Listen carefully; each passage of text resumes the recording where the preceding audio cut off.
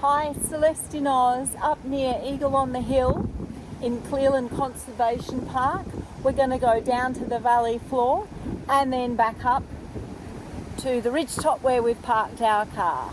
The path we've chosen is a downhill mountain bike trail. It's set as intermediate, so hopefully it won't be too gnarly. It's looking a bit muddy though. It's mostly weeds up here near the freeway, but I know that there's a lot more native vegetation down as we get lower. There's a wolf spider burrow, and look at this, some little toadstools.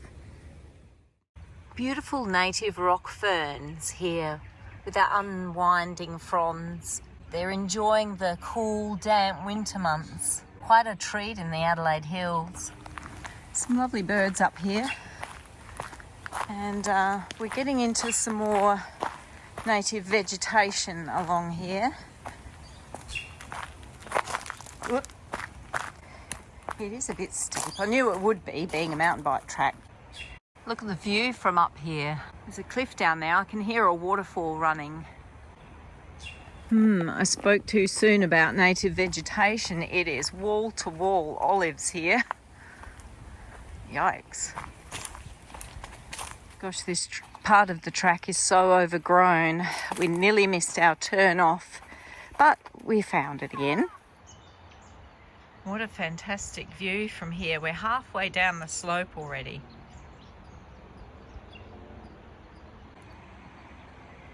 What a beautiful place to be.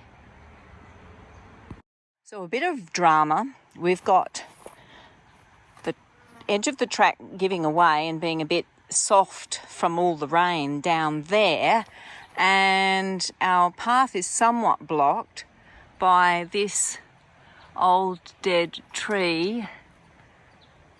It's fairly jammed in place, so we can squidge through there. The track we followed brought us down fairly rapidly to Second Falls, deep in Waterfall Gully. We've had quite a bit of rain recently, and it was lovely to see the water just thundering down the cliff face. This display might seem modest compared to some places in the world, but remember, 80% of the continent of Australia gets less than 600 millimetres of rain a year, and half of it gets less than 300 millimetres of rain. So access to a lush environment like this is a real treat for most Australians. You know, I take a lot of my design ideas from nature. We can have a lot more influence over the behaviour of elements and the microclimate in our garden than what is often assumed. For example, planting larger shrubs and trees does more than just provide shade or a windbreak. These pockets of shade and shelter can influence the direction that air flows around your garden. That's because pockets of shade cool the air beneath, and cooler air moves towards pockets of warmer air created by the sunshine. You can use this effect to prevent fungal diseases by improving air circulation, and you can even harness temperature gradients to effectively pump perfume from some fragrant plants to other places in your garden. For example, heavily scented blossoms like those of Loculia and Gardenia can be grown under the shelter of trees or large shrubs, and their perfumes can be drawn out to the sunnier areas of your garden where you can enjoy them. If you'd like to use this technique but use local native plants, at least those native to these Mount Lofty ranges, try planting sweet Bursaria and chocolate lilies in dappled shade. You could also add some native mint ground cover. I'll put the species names in the description for you.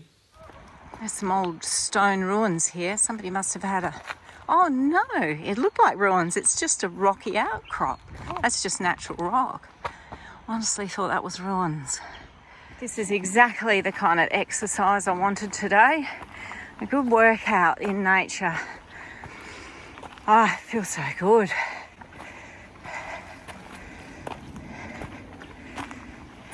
and that was, we parked at the Measday Lookout and walked down through Clearland down to the second falls at Waterfall Gully.